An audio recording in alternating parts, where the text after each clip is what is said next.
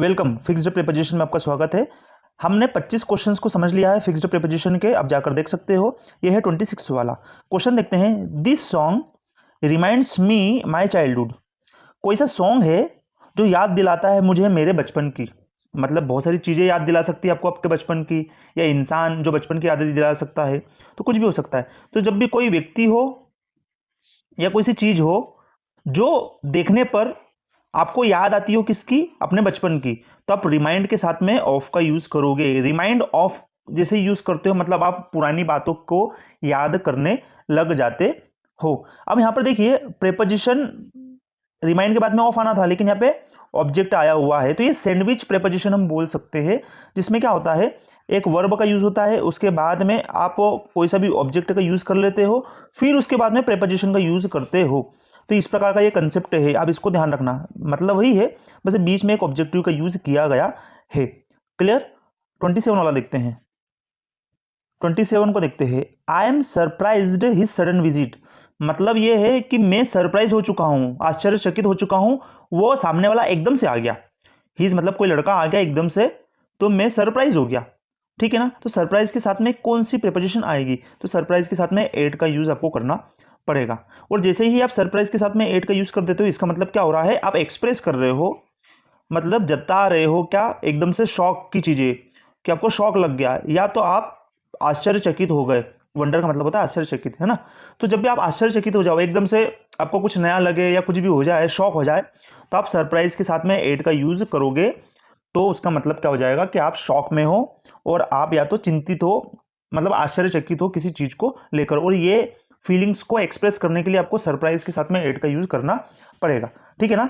तो मैं सरप्राइज हो चुका हूं एकदम से उसके आने से। ठीक है। नेक्स्ट देखते हैं। 28 का देखते हैं। He is keen learning new things. समझ में ये आ रहा है कि सामने वाला बहुत ही उत्सुक है नई चीजों को सीखने में। ठीक है। तो कीन के साथ में क्या आएगा, तो कीन के साथ में प्रीपोजिशन ऑन का यूज होता है, और कीन ऑन का मतलब क्या हो जाता है, उत्सुक होना किसी चीज को सीखने में। उत्सुक होना किसी चीज को सीखने में। तो he is keen on learning new things, मतलब वो बड़ा उत्सुक है नई नई चीजें सीखने में। तो कीन ऑन का मतलब होता है उत्सुक होना किसी चीज को सीखने में। ठीक है ना। इसका मतलब क्या होता है, स्ट्रॉन्ग इंटरेस्ट होना किसी चीज में, स्ट्रॉन्ग इंटरेस्ट। आपको भी किसी चीज में स्ट्रॉन्ग इंटरेस्ट है, तब कीन ऑन के साथ में जा सकते हो। ठीक है। नेक्स्ट वाला देखते हैं। 29 का। I am tired this long journey. मतलब सामने वाला है वो लॉन्ग जर्नी पे निकला हुआ है, वो टायर्ड हो चुका है, थक चुका है, परेशान हो चुका है, अपनी एक्सप्रेस कर रहा है सिचुएशन को, एक्टिविटी को। ठीक है ना। तो टायर्ड के साथ में क्या आएगा, ऑफ का यूज करना आपको पड़ेगा। I am tired of this long journey. मतलब मैं सब परेशान हो चुका हूं एक इस लॉन्ग जर्नी से, इस सिचुएशन से, इस एक्टिविटी से। ठीक है ना। तो टायर्ड ऑफ का मतलब क्या होता है, किसी चीज को एक्सप्रेस करना, सिचुएशन को या एक्टिविटी को। ठीक है। टायर्ड के साथ में ऑफ प्रीपोजिशन आएगी। नेक्स्ट देखते हैं। 30 क्वेश्चन।